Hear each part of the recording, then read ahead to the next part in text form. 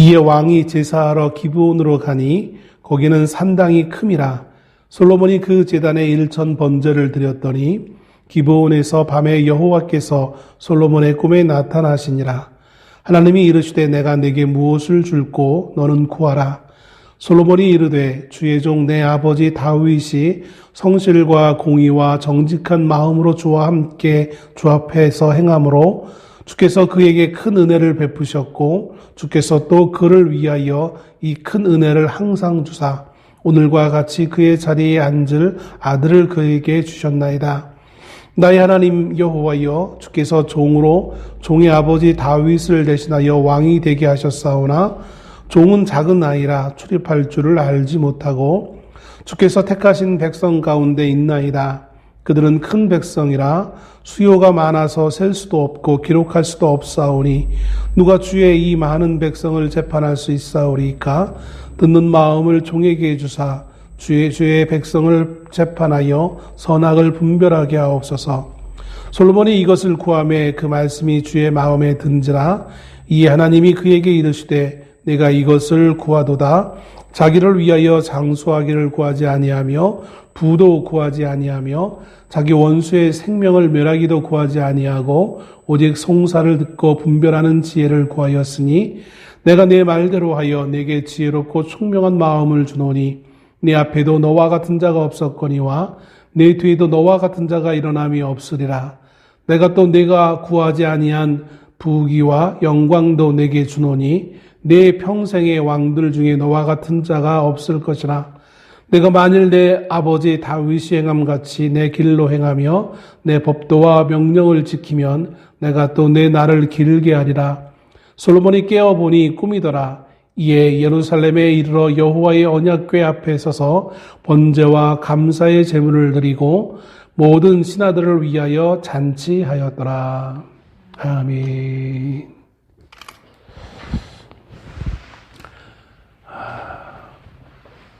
드디어 4월 달이 되었습니다. 이제 2025년도 또 다른 두 번째 분기가 시작되어지는 주가 되어졌고요. 국가적으로도 현재 대통령이 탄핵되어지고 이제 아마 빠르면 5월 말 늦어도 6월 초에 새로운 대통령을 뽑을 선거를 이제 앞두고 있는 것을 봅니다. 제가 평상시에도 발음이 별로 안 좋은데 오늘 이상하게 자꾸 발음이 새려고 해요. 잠을 좀 많이 설쳤더니 못 잤더니 한 2시간 조금 넘게 잔 것 같은데 좀 발음도 어눌해지고도 좀 자꾸 이상하게 좀 새네요. 양해해 주셨으면 감사하겠습니다. 오늘 우리는 열왕기상 3장의 솔로몬에 관련되어지는 말씀을 읽었습니다. 주중에 어떤 말씀을 증거할까 고민하고 여러 가지 이제 곧 고난주간도 다가와서 예수님에 대한 직접적인 본문에 있는 것을 준비하려고 하다가 잘 이렇게 여의치가 않아서 솔로몬과 관련되어지는 이 본문의 말씀을 준비해서 올라왔습니다. 솔로몬은 왕이 되어져서 예루살렘에서 북쪽으로 약 한 9km쯤 떨어진 기브온이라는 곳에서 1천 번제를 드립니다. 아마 성경에 조금이라도 지식이 있는 분들은 솔로몬의 1천 번제를 좀 들어보셨을 줄로 압니다. 많은 분들이 솔로몬이 왕이 되어져서 무엇을 제일 먼저 했나라고 질문을 하면 1천 번제라고 답을 합니다.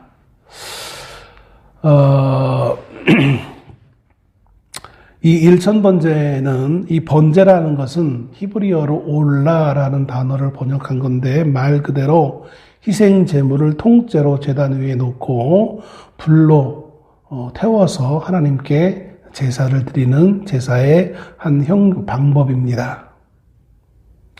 이 번제는 보편적으로 하나님께서 레위기에 보면 번제에 대해서 말씀을 해주시는데 백성과 혹은 개인이 하나님과 올바른 관계 가운데 그 관계를 형성하고 그 관계를 유지하기 위해 드렸던 가장 기본적인 제사, 바로 이 번제입니다. 그래서 이스라엘은 늘 매일 아침 저녁으로 번제를 드리게끔 이렇게 했습니다.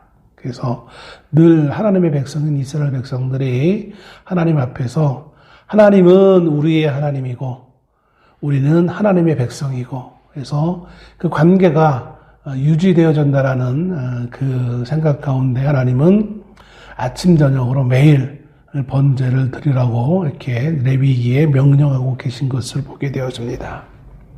그런 공식적인 매일 드리는 번제 외에 솔로몬은 왕이 되어져서 이제 날짜를 정해서 일천 번제를 드립니다. 그 일천이라는 이 숫자가 1000번의 1000번의 횟수인지 아니면 1000마리의 양인지 좀 불명확한 가운데 있는 것을 봅니다. 과거에는 그 1000 번제를 1000일 동안의 번제로 이렇게 이해했었어요. 그런데 오늘날은 조금 그 1000번의 제사라는 그 이미지보다는 1000마리의 소를 하나님께 드린 번제였다라고 이해하는 쪽으로 좀 많이 좀 바뀌어져 가는 것을 보게 되어집니다. 왜냐하면 역대기 하에 역대하 1장 6절에 이렇게 기록하고 있어요. 여호와 앞 곧 회막 앞에 있는 놋제단에 솔로몬이 이르러 그 위에 1000마리의 희생의 번제를 드렸더라 이렇게 기록하고 있거든요. 그래서 역대하를 보면 1000마리를 드렸다라고 똑같은 이제 1000 번제를 기록하고 있는 장면인데 여기에서는 1000마리라고 이렇게 해석하고 있는 것을 봅니다. 그래서 과거에는 1000번으로 보통 목사님들이 많이 설교를 하셔서 이게 한국교회에 뭐 긍정적인지 아니면 조금 좀 부정적이라고 하기는 좀 뭐하지만 하여튼 그걸 적용을 하면서 한국교회의 1000 번제라는 희한한 한국에만 있는 헌금 내용이 생성되어져서 아마 90년대, 80년대 말쯤부터 한국교회가 1000 번제 헌금이라는 1000 헌금을 드리는 어떤 그런 시작이 아마 솔로몬의 1000 번제에서 나왔던 걸로 제가 기억합니다. 사실은 1000일 동안 매일 하루도 빠지지 않고 헌금을 드리는 그래서 어떤 소원이 있을 때 그렇게 많은 분들이 그렇게 하는 걸로 배워왔고 이렇게 왔던 것을 봅니다. 그러나 사실 솔로몬의 1000 번제라는 것은 1000일 동안이 아니라 1000마리의 소를 하나님께 제물로 바친 그 제사입니다. 그래서 물론 1000일은 아니고 그래도 한 일주일 정도는 가지 않았을까라는 생각을 해봅니다. 정확한 것은 알 수 없기 때문에 1000마리의 소를 태우려면 꽤 많은 시간들이 필요하니까 1000일까지는 아니더라도 상당한 기간이 필요했을 것이다라고 추측되어집니다. 아무튼 1000 번제를 드린 연후에 하나님은 이제 솔로몬에게 밤에 나타나셔서 말씀을 하시는데 성경 오늘 본문에 이렇게 표현하고 있죠. 5절에 기브온에서 밤에 여호와께서 솔로몬의 꿈에 나타나시니라 라고 말씀합니다. 아마 추측컨대 1000 번제를 다 드린 연후에 하나님께서 솔로몬이 잠자는 중에 꿈을 꿨는데 그 꿈에 하나님이 나타나셔서 말씀하셨다라고 성경은 기록합니다. 그렇습니다. 하나님은 우리 인간들에게 하나님의 말씀을 전하실 때 여러 가지 방식으로 하나님의 말씀을 전해주십니다. 선지자들 같은 경우 말씀이 들리게 해서 음성이 들리게 해서 대표적으로 모세 같은 경우가 있죠. 모세 같은 경우는 소리가 들리게 해서 하나님의 말씀을 들을 수 있게끔 한 경우도 있고 또 어떤 이들에게는 오늘 솔로몬 같이 꿈에 나타나셔서 말씀하는 경우도 있고요. 또 어떤 경우에는 꿈도 아니고 또 직접 음성도 들리지 않지만 심령의 마음에 마음속에 이렇게 들려오는 경우도 있는 것을 봅니다. 뭐 어떤 이들은 보수적인 입장에 있는 분들은 그거 아니야 라고 말하는 부정하는 분도 있지만, 그러나 성경적 원리에 보면 그렇게 심령 가운데 들려지는 것도 하나님의 또 다른 역사하심의 모습인 것을 보게 되어집니다. 아무튼 오늘 솔로몬에게는 꿈으로 하나님이 말씀합니다. 꿈속에 나타나셔서 말씀합니다. 그래서 5절 말씀에 꿈에 나타났다라는 이 말씀은 하나님이 직접 자신의 뜻을 계시하셨다라는 것입니다. 이 꿈에 하나님이 뭐라고 솔로몬에게 나타나셔서 말씀하셨냐면, 내가 내게 무엇을 줄 거라고 아주 구체적으로 하나님이 질문을 하세요. 사실 이렇게 하나님이 구체적으로 내가 너에게 무엇을 줄까라고 하나님이 말씀하신 경우가 성경에도 흔하지 않아요. 특이한 경우인 것을 보게 되었습니다. 그래서 많은 사람들이 이 솔로몬의 이 꿈에 나타나신 하나님의 그 은혜로운 말씀, 또 개인적으로 본다면 야, 내 소원을 이룰 수 있는 절호의 기회야 라고 이렇게 사람들은 생각해서 이것을 하나의 우리의 어떤 신앙의 하나의 수단으로 여기는 분들이 참 많은 것을 보게 되어집니다. 저는 이 말씀, 이 5절에 있는 내가 내게 무엇을 줄 거라는 이 말씀을 보는 때, 어렸을 때 무엇이 떠올랐냐면 알라딘의 요술 램프가 생각이 났어요. 알라딘이 램프를 막 이렇게 닦으면, 문지르면 그 안에 갇혀있던 그 요정이 나와가지고 예 주인님 말씀만 하면 내가 듣겠습니다 라고 했던, 어릴 적 봤던 그 동화책에 나와 있던 알라딘의 요술 램프. 그것이 이렇게 떠오르는 것은 어떤 잘못된 어떤 생각인지 모르겠지만 저는 그렇게 떠올라요. 여러분은 이 말씀을 어떻게 받아들이시고 이해하고 있습니까? 마치 하나님이 솔로몬을 사랑하셔서 야, 네가 무엇인지 말만 해. 그럼 내가 다 들어줄게.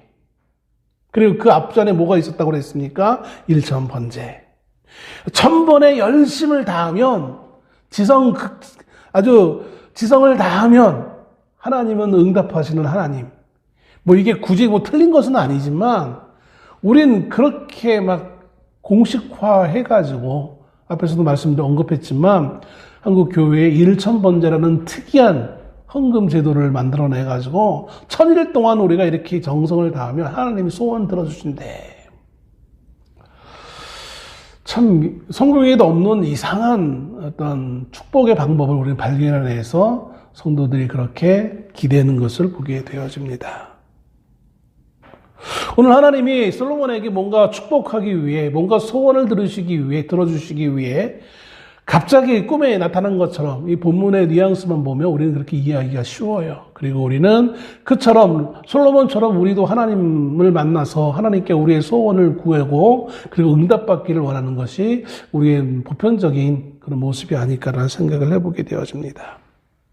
그리고 실제로 솔로몬은 이 문장에 나와 있는 것처럼 자기의 소원을 구했고 하나님이 실제로 그에게 그 소원을 들어주시고 심지어 소원하지 않았던 것까지도 보너스로 하나 더 얹어가지고 주시는 하나님의 놀라운 은혜를 보면서 야, 부럽다. 나도 솔로몬처럼 그랬으면 좋겠다. 응답해 주시는 그 하나님에 대해서 우리는 이 솔로몬의 응답 받는 과정을 통해서 우리도 그렇게 되어지기를 소원하는 경우가 참 많은 것을 보게 되어집니다. 그런데요, 말씀을 쭉 읽다 보면 과연 하나님께서 단지 솔로몬에게 소원을 들어주시기 위해서 오늘 이 밤에 굳이 하나님께서 솔로몬 왕 앞에 나타나셨을까라는 것을 묵상해 보면 그것이 아닐 것이다 라는 결론에 이를 수밖에 없는 것을 봅니다.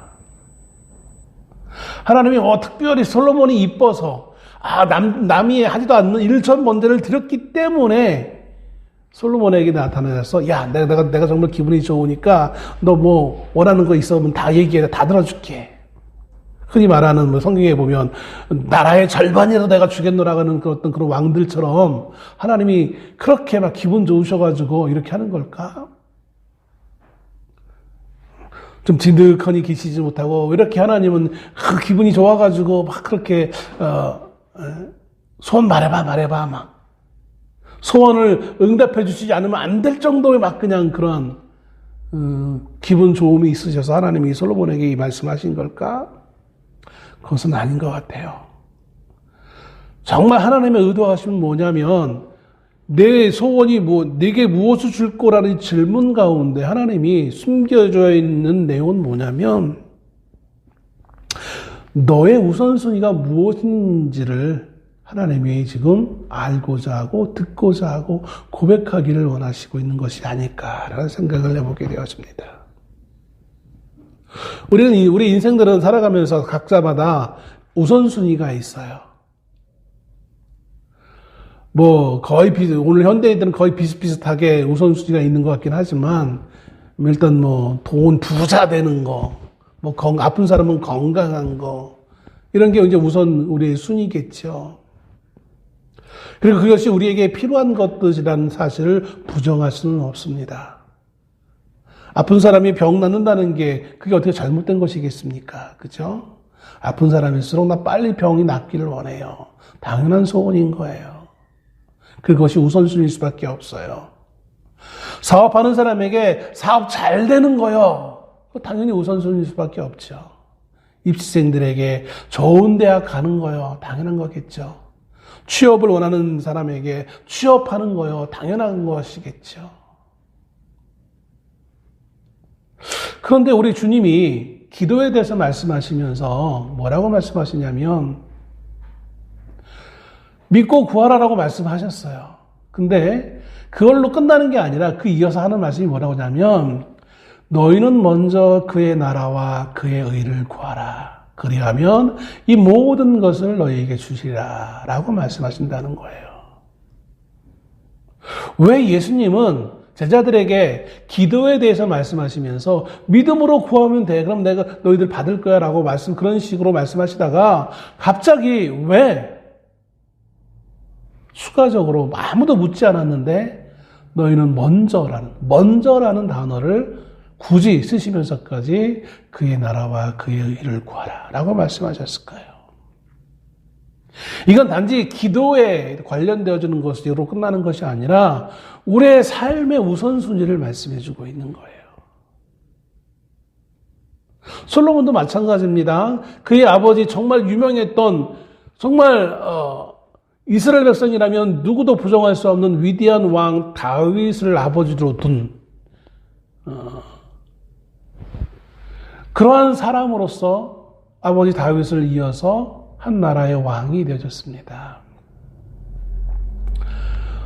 솔로몬의 입장에서 얼마나 긴장도 됐을 것이고 걱정도 됐을 것이고 또 내심 나는 아버지보다 더 위대한 나라를 만들 수 있어라는 어떤 젊기 때문에 갖는 어떤 그런 자신감도 있지 않았을까라는 생각도 해보게 되어집니다. 아버지 다윗과는 분명히 다른 유형의 왕으로서 왕의 자리에 올라옵니다. 그리고 그는 멋있게 통치의 시작을 하나님께 제사 드리는 걸로 시작합니다. 소위 말하고 있는 목사님들이 다른 대다수의 목사님 말하는 것처럼 왕으로서 할 일이 얼마나 많이 있을 수 있겠어요. 그런데 그 모든 것보다 먼저 제사를 드리는데 시간을 할애해야 합니다.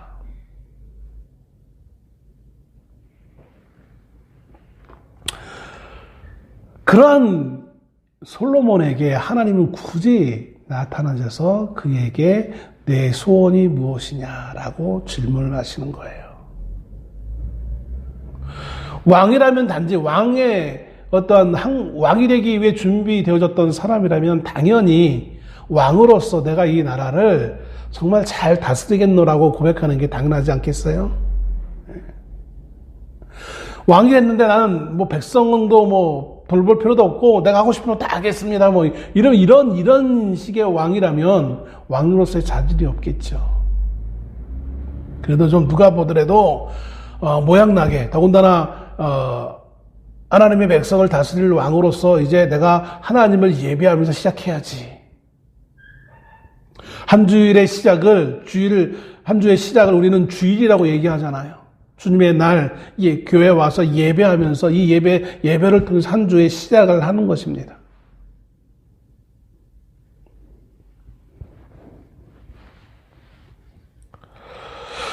자, 하나님이 이 솔로몬에게 질문을 던졌을 때 솔로몬이 이렇게 대답을 합니다. 6절에 솔로몬이 이르되 주의 종 내 아버지 다윗이 성실과 공의와 정직한 마음으로 주와 함께 주 앞에서 행함으로 주께서 그에게 큰 은혜를 베푸셨고, 하나님이 내 아버지 다윗에게 큰 은혜를 베풀어 주셨어요.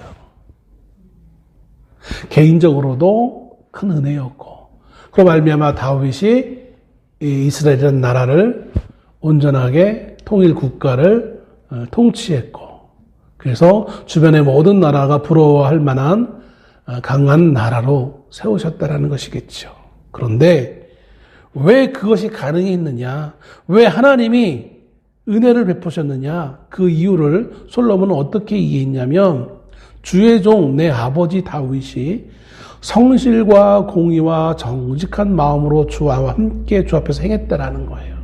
즉, 내 아버지 다윗이 하나님 앞에 성실과 공의로 잘 하나님께 순종했기 때문에 하나님이 은혜를 주신 거 아닙니까? 라는 것이겠죠. 여러분, 이 말이 한번 곰곰이 한번 되새겨 보세요. 이 문장이 틀린 말은 아니에요. 다윗이 하나님께 순종했기 때문에 은혜를 주셨다. 복을 주셨다. 이 말은 지극히 정상적인 말이잖아요. 당연한 것이겠죠.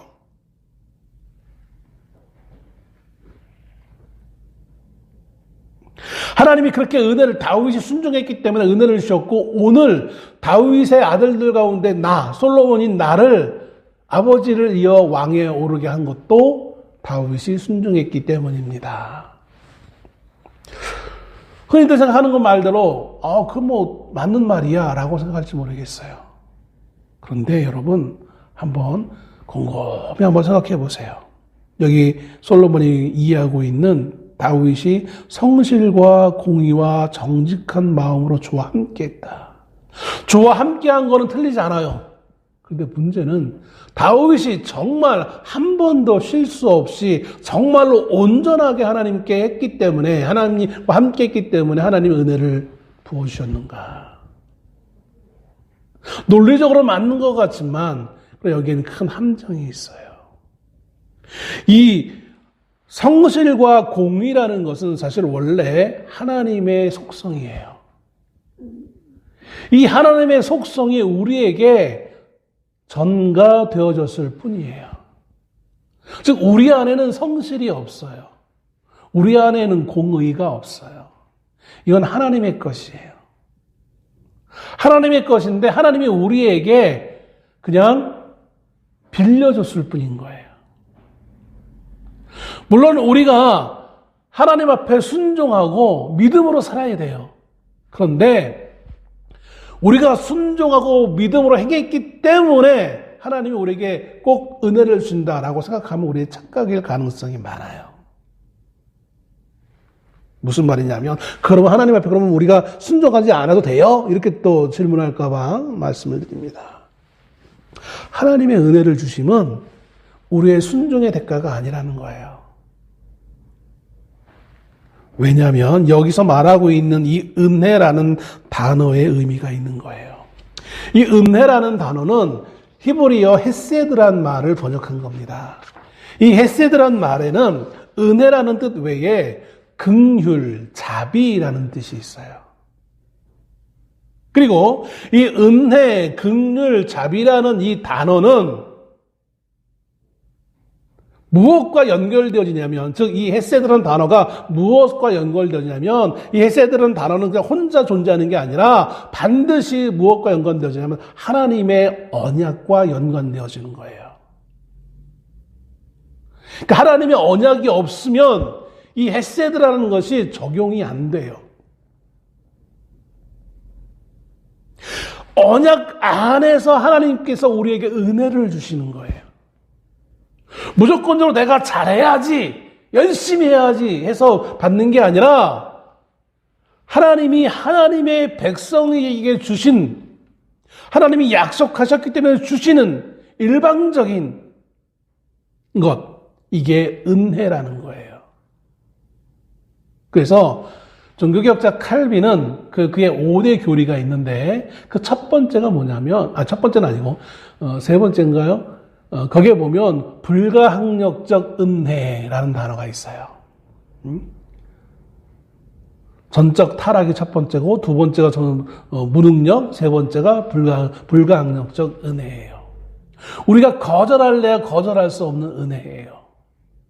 근데 그 은혜는 누구에게 주냐면 아무나 다 주는 게 아니라, 잘했다고 주는 게 아니라 하나님의 언약 안에 있는 이에게 주는 게, 그게 은혜라는 거예요.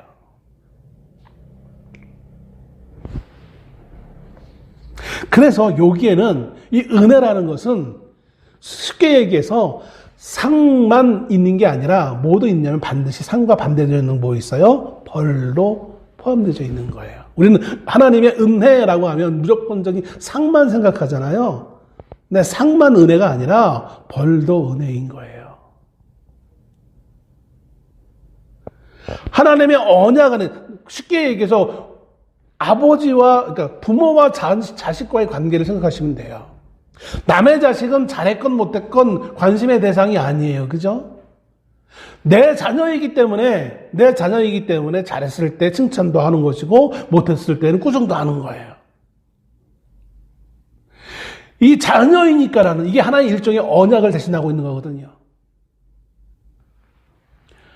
오늘 이 솔로몬이 말하고 있는 이 하나님의 은혜라는 이 단어는, 본인은 아무런 생각 없이 그냥 은혜, 우리가 보통 우리 성도들이 생각하는 표현하는 단어처럼 그냥 은혜, 하나님의 은혜 이렇게 쉽게 얘기하는 은혜로 생각해서 이렇게 고백하고 있지만, 사실 이 은혜라는 것은 언약과 관련된 매우 깊은 것인 거예요.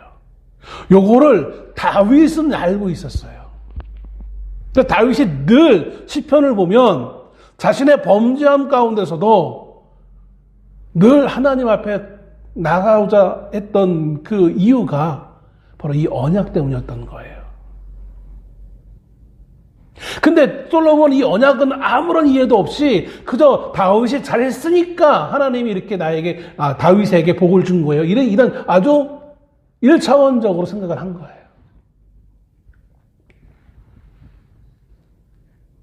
그러면서 그것처럼 하나님이 은혜를 내 아버지 그렇게 다윗에게 준 것처럼 나도 은혜를 주시는데, 내게 필요한 은혜는 뭐냐면 7절에 이렇게 변호합니다. 나의 하나님 여호와여, 주께서 종의 아버지 다윗을 대신하여 왕이 되게 하셨사오나 종은 작은 아이라 출입할 줄을 알지 못하고. 작은 아이라는 것은 나이가 어리다는 얘기가 아니에요. 경험이 없다는 얘기인 거예요. 어떤 경험? 왕으로서의 경험. 그리고 왕이라는 것은 어떤 일을 하는 겁니까? 가장 대표적인 것이 뭐냐면 백성들을 재판하는 거예요. 8절에 주께서 택하신 백성 가운데 있나이다. 그들은 큰 백성이라 수요가 많아서 셀 수도 없고 기록할 수도 없사오니 누가 주의 이 많은 백성을 재판할 수 있사오리까. 재판은 왕이 할 가장 중요한 것을 뭘로 생각했냐면 재판하는 거예요. 쉽게 얘기해서 우리는 이것을 옳고 그름을 분별하는 것이다 라고 할 수 있겠죠. 누가 옳았고 누가 틀렸는지, 누가 잘했고 누가 못했는지, 왕이 이것을 해야 됩니다라고 생각하는 거예요. 그러니까 오늘날 정치인들이 생각하는 것과는 좀 다르죠. 근데 이거는 유대인들이 가지고 있던, 이스라엘이 가지고 있던 그 당시의 사고관이에요. 왜냐하면 왕이 있기 이전에 사사들이 있을 때 그 사사의 그 단어가 재판관이라는 뜻이었거든요. 그렇기 때문에 지금 그 사사 시대가 얼마 지나지 않은 이 왕정 시대에도 왕이 해야 될 가장 기본적인 업무를 어떻게 생각했냐면 백성들을 재판하는 거예요. 재판하기에 필요한 것이 있는데 그게 뭐냐면 지혜라는 것이죠. 그래서 9절에 듣는 마음을 종에게 주사 주의 백성을 재판하여 선악을 분별하게 하옵소서. 듣는 마음. 다른 말로 표현하면 듣는 심장. 원래 히브리어로 얘기하면 듣는 마음이 아니라 직역하면 듣는 심장이에요. 심장. 왜 심장이라고 했을까요? 심장을 의역해서 마음으로 한 거예요. 이 고대인들은 우리는 지금 생각을 어디서 한다, 생각이라는 것은 어디서 한다고 보통 생각합니까? 머리라고 하잖아요. 근데 유대인들은 머리가 아니라 심장에서 한다고 생각했어요. 심장에서. 그리고 그렇기 때문에 우리의 영혼도 어디에 있다? 심장에 있다. 우리의 그 영혼에 누가 임재하십니까? 성령님께서 임재하시는 거예요. 이게 다 연결되어지는 거예요. 머리로 생각하는 것이 아니라 마음, 오늘날도 보면 머리로 생각하는 것이 아니라 마음으로 생각해야 되잖아요. 재판관들은. 오늘날 재판관들은 마음이 아니라 뭐로 생각합니까? 머리로 생각해요. 우리가 지난 금요일 탄핵 재판을 이제 선고하는 걸 보면서 또 그뿐만 아니라 수많은 재판관들이, 판사들이 재판하는 그런 것을 보면 법을 들먹이면서 공정하게 한다고 생각해요. 사실 공정이라는 게 과연 있는가라고는 의심을 할 때가 참 많아요. 소위 말하는 한국의 엘리트들은 자신들이 이 나라를 지탱하고 있다라고 생각하고 있어요. 그런 프라이드를 가지고 있죠. 틀린 말은 전혀 틀린 말은 아닐 수 있겠지만, 거기에 상당히 독선적인 모습이 있는 거예요. 자기만이 정의를 세울 수 있다. 자기만이 이걸 할 수 있다라고 생각하고 있는. 일반 백성들은 별것도 아닌 거예요. 그래서 일반인들이 조그만 죄를 범하면 아주 쉽게 형량을 구형하지만 사회 지도층 인사들이 하면 웬만한 거는 그냥 넘어가는 이상한 모습들이 적지 않게 나오는 현실을 우리는 보게 되었습니다. 솔로몬도 왕이게 하질 만한 그런 자신감이 있었어요. 프라이드가 있었어요. 내가 백성들을 재판해야 되는데 그들을 공정하게 해야 되지 않겠습니까? 그 말은 맞아요. 그러니까 공정하기 위해서는 내가 듣는 마음을 그 백성들이 말하는 것을 잘 들어서 그걸 옳고 그를 분가름해서 판결을 내려야 되니까 당연히 나에게 지혜가 필요하다라고 생각한 거예요. 그래서 지혜를 구한 거예요. 그리고 그것을 또 하나님이 보시기에 어떻다고 얘기했습니까? 하나님 보시기에 좋았다라고 얘기하고 있어요. 10절 말씀에 보면 솔로몬이 이것을 구하며 그 말씀이 주의 마음에 든지라. 왜 하나님은 솔로몬의 이 요구가 마음에 들었을까요? 재판관도 당연히 지혜가 있는 게 당연해. 그래서 마음에 든 것이 아니라 그 이유에 대해서 하나님이 이렇게 말씀하시죠. 이에 하나님이 그에게 이르시되 내가 이것을 구하도다. 자기를 위하여 장수하기를 구하지 아니하며 부도 구하지 아니하며 자기의 원수의 생명을 멸하기도 구하지 아니하고 부와 명예와 그거를 구하지 않았기 때문에 마음에 든 게 아니라 자기를 위해서가 여기에 중요한 이유예요. 나를 위해서. 그래서 너는 그래도 타인을 위해서, 더 구체적으로 하나님의 백성을 위해서 그들의 삶의 올바름을 위해서 이것을 구하니 그것이 마음에 든다는 거예요. 이것이 절대적 선이기 때문에 하나님 마음에 든 것이 아니라 그래도 네가 너를 위해서 자기만을 위한 것을 구하지 않고 이 백성을 위한 구함이 있기에 하나님 마음이 들었다라는 거예요. 왜냐하면 하나님이 처음 왕의 제도를 줄 때도 그랬고 출애굽해서 광야의 삶을 살다가 가나안 땅에 들어가면서 이스라엘 백성들에게 명령한 것도 바로 그거였어요. 이 백성은 나의 백성이라는 거예요. 하나님의 백성을 위해서 하나님이 세우신 왕들은 하나님의 백성들을 네 마음대로 부르려는 생각하지 말아라는 그런 뜻의 하나님의 말씀을 하셨던 적이 있던 것이죠. 솔로몬이 그것을 알았기 때문에 이 말을 한 것은 아니지만 아무튼 솔로몬의 그 선 마음은 자기를 위한 것을 구하지 않은 그 모습이 하나님은 마음에 들었던 거예요. 근데 사실 이게 솔로몬이 그럴 수밖에 없었던 것은 솔로몬은 그만큼 여유로운 위치에 있는 사람이었기 때문에 그래요. 왜? 우리도 그렇잖아요. 조금 삶이 고단한 사람들은 삶의 그 고단함이기 때문에 악착같이 살아야 뭔가 살아갈 수 있어요. 그래서 여유로운 사람들은 어떻게 해요? 여유로워요. 부족한 것이 없기 때문에 상대방에 굳이 뭐 이렇게 악하게 하지 않아도 살아갈 수 있기 때문에 좀 여유로워 보일 뿐이에요. 근데 정말 그 마음을 깊이 어떤 상황에 처하게 되어지면 그 사람이나 이 사람이나 똑같은 것을 보게 되어집니다. 거기서 거기라는 것이죠. 그러나 아무튼 하나님은 그래도 사랑하는 다윗 언약 안에 있는 그 왕가에 있는 후예이기 때문에 그 마음에 그 중심에 타인을 위한 마음이 있는 것을 보시고 마음에 드셨어요. 그래서 그가 구하지 않은 것까지 준다라고 말씀하시는 것이죠. 자, 시간이 많이 갔으니까 결론을 말씀을 드립니다. 여러분 본문의 내용을 통해 보면 솔로몬은 성공했네라고 이해할 수밖에 없는 상황입니다. 번제를 드렸고 그리고 하나님이 그 밤에 꿈에 나타나셔서 무엇을 줄까 질문하셨을 때 솔로몬은 내가 백성들을 재판할 수 있는 듣는 마음을 주십시오. 그 듣는 마음, 그래서 하나님 그 지혜를 주십니다. 지혜의 그 총명도 주십니다. 그리고 부와 명예와 권세를 주십니다. 얼마나 일석몇조예요. 얼마나 많은 것을 구하지 않은 것까지 많이 받습니까?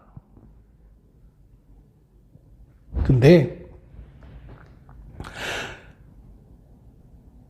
15절 말씀에 이렇게 기록합니다. 솔로몬이 깨어보니 꿈이더라. 아니, 꿈에서 나타났으니까 당연한 거지. 이렇게 이해할 수 있어요. 근데 왜 굳이 성경 마지막 절에, 이 사건의 마지막 절에 깨어보니 꿈이더라라는 말씀을 굳이 이렇게 하나님은 기록하고 계실까라는 생각을 해보게 되었습니다. 그리고 그것은 그 앞절에 있는 14절 말씀과 연결되어지는 거예요. 왜 우리 말 중에 일장춘몽이라는 말이 있잖아요. 꿈속에서 의리의리한 집에서 산의 진미를 먹고 좋은 것들을 보고 막 했어요. 근데 깨어나 보니까 뭐예요? 꿈이에요. 배부르지도 않고 아무것도 아니야. 물론 솔로몬은 그때 실제로 왕으로서 모든 부귀 영화를 다 누려요. 근데 문제는 뭐냐면 솔로몬이 죽음을 직면했을 때 그 솔로몬을 이어서 이스라엘을 다스릴 왕은 솔로몬의 당연히 아들이었겠죠. 근데 그 아들이 왕위를 물려받을 때 그 이스라엘 나라는 어떻게 되어집니까? 두 쪽으로 갈라져요. 그리고 솔로몬이 생존했을 때 하나님은 솔로몬을 향하여서 진노하십니다. 그리고 내가 다윗을 보지 않았다면, 여기서는 다윗 개인을 말하는 것이 아니라 다윗과 맺은 언약을 지칭하는 거예요. 아까 말씀드렸죠. 헤세드라는 단어. 다윗에게 준 그 은혜, 그 자비, 긍휼, 즉 언약을 기초로 한, 그래서 그 언약을 기초로 한 것을 너에게도 주려고 했는데 너가 내 앞에 진실하지 않기에 이 나라를 나누게 한다라는 거였어요. 아까 말씀드렸죠. 은혜라는 것은 상만 있는 것이 아니라 벌도 있다. 벌도 있다. 우리는 솔로몬이란 그 이름을 떠올리면 제일 지혜로운 왕, 그리고 부자, 권력가, 명예로운 자, 이렇게만 생각해요. 성경에도 얼마나 어마어마한 그 내용이 기록하는지 몰라요. 근데 그 이면에 하나님은 솔로몬이 얼마나 부자였고 얼마나 지혜롭고 이것을 말씀하려고 하는 것이 아니라 그 이면에 숨겨져 있는 것은 그 모든 것이 하나님의 은혜였다는 사실이고, 그럼에도 불구하고 솔로몬이 그 아버지 다윗과는 다른 삐뚤어진 모습이 있음을 우리에게 말해주고 있는 거예요. 그 삐뚤어지는 것이 뭐냐? 14절 말씀이에요. 내가 만일 내 아버지 다윗이 행함같이 내 길로 행하며 내 법도와 명령을 지키면 내가 또 내 날을 길게 하리라. 내 날을 길게 한다는 것은 한 개인의 장수만을 말하는 것이 아니라, 왕은 한 개인이 아니라 왕가를 말하는 거, 왕가. 왕의 혈통. 왕의 나라가 길어야 되는데 하나님은 그것을 지금 흩으시는 거예요. 보장하지 못하시는 거예요. 왜? 그 아버지 다윗처럼 내 길로 행하여 내 법도와 명령을 지키지 않았기 때문이라는 거예요. 하나님이 솔로몬에게 분명히 약속하십니다. 네가 원하는 거 다 들어줄게. 그런데 조건이 하나 있어요. 내가 너희 아버지 다윗과 같이 그 언약 가운데 있어야 된다는 얘기인 거예요. 아버지 다윗은 늘 하나님의 길로 행했어요. 하나님의 법도를 지켜왔어요. 때로는 범죄이긴 했지만, 범죄도 저질렀지만, 그러나 그의 마음은 늘 하나님의 길로 가고자 하는 마음이 흐려지지 않았어요. 한 번도. 육신은 연약해서 범죄하는 순간이 있었지만, 죄를 보면서 심지어 자기를 믿고 따르는 그 충성스러운 신하를 전쟁터에서 앞에 내서 죽기도 했지만, 남의 부인을 빼앗았지만, 그러나 그가 회개할 수 있었던 그 이유는 하나님 앞에 있는 그 하나님의 법을 지키고자 하는, 그 언약을 지키고자 하는 그 마음이 있었기 때문에 하나님은 그 마음의 중심을 보시고, 그가 어떤 일을, 어떤 실수를 하든, 어떤 범죄를 저질렀던 하나님은 때로는 그에게 징계는 하실지언정 그를 버리시지는 않았어요. 그의 나라를 끊지는 않으셨다라는 거예요. 부와 명예와 권세를 받는 게 중요한 것이 아니라 하나님의 언약 안에 머물러 있느냐가 중요한 거예요. 성도의 가장 중요한 것은 무엇이냐면 얼마나 많이 벌었는지, 얼마나 많은 것을 소유했는지, 얼마나 오래 살았는지가 중요한 것이 아니라 내가 하나님의 약속 안에 있느냐가 중요한 거예요. 그 약속 안에 있지 않으면 모든 것이 일장춘몽이에요. 꿈에 불과한 거예요. 이 땅에서 남이 갖지 못한 부를 누리고 권세를 가지고 명예를 가지고 있다 할지라도 그것은 한낱 꿈에 불과한 것이다. 왜? 인생은 길어야 100년이잖아요. 좀 긴 꿈을 꾼 것뿐이에요. 긴 잠을 잔 것뿐이에요. 여러분. 우리 인생은 누구나 다 육신의 잠이 아니라 육신의 끝이 있어요. 물론 이제 그 끝 이후에는 새로운 영원한 삶이 있지만, 길어야 100년, 짧으면 요즘은 80세, 90세라고 하지만, 아무리 길어도 100년을 넘기 쉽지 않잖아요. 그건 어차피 끝나야 될 꿈에 불과하다는 거예요. 꿈속에서 아무리 맛있는 음식을 먹은들 그것이 무슨 의미가 있겠습니까? 솔로몬은 세상에서 가장 지혜로운 왕으로 칭송을 받습니다. 그러나 정작 그의 나라는 그가 죽자마자 두 개로 나누어지고요. 그렇게 강했던 나라는 주변 나라의 침략을, 괴롭힘을 수시로 당하는 보잘것없는 나라로 전락해버립니다.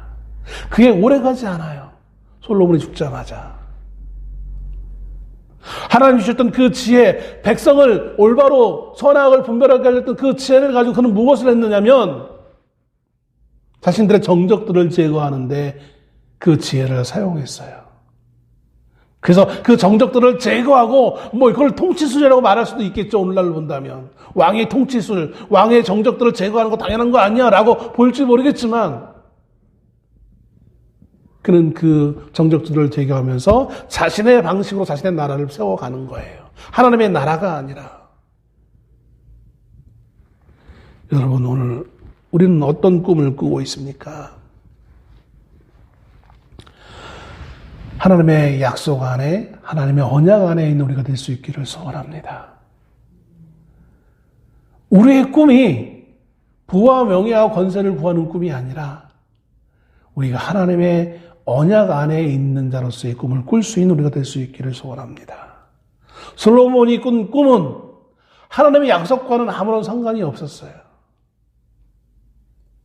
솔로몬이 꾼 꿈은 그저 통치하고 다스리고 재판하는, 더 많이 가지고 소유하고 누리고 자신의 권력을 과시하는, 그래서 얼마나 많은 것을 가지고 있는지 성경에 뭐 하루에 왕이 얼마나 많이 먹었는지, 왕국에서 그 왕과 신하들이 얼마나 많이 먹었는지를 쭉 기록하고 있잖아요. 백성들이 얼마나 왕을 위해서 희생했는지를 쭉 기록하고 있어요. 사람들은 그걸 보면서 야, 왕이 이렇게 많은 것을 얻었네, 야, 부럽다, 우리는 이렇게 생각해요. 얼마나 우리의 마음이 삐뚤어졌는지. 성경에 그것을 기록하고 있는 것은 왕이 이만한 권세를 누렸어를 보여주고 있는 것이 아니라 왕의 그 권세를 누리기 위해서 얼마나 많은 사람들이 희생했는지를 보여주고 있는 거예요. 그건 하나님의 뜻이 아니었던 거예요. 그래서 하나님이 처음부터 왕의 제도를 허락하지 않으려고 했던 거였어요. 그래서 왕은 절대로 말을 많이 가지지 말고, 부인을 많이 가지지 말고, 근데 그를 정면으로 거역한 게 이 솔로몬이었어요. 여러분, 우리가 꾸는 꿈은 부와 명예와 권세를 누리고자 하는, 소유하고자 하는 꿈이 아니라 하나님의 언약 안에 있는 자로서의 꿈을 꿀 수 있는 우리가 될 수 있기를 소원합니다. 약속의 자녀로 살아가는 꿈을 꿀 수 있는 우리가 될 수 있기를 소원합니다. 약속의 자녀로서 우리가 어떻게 살아가야 될지를 하나님께 구하면서 오늘 하루 내가 약속의 자녀로서 하나님 어떻게 생각하고 어떻게 살아가야 될지를,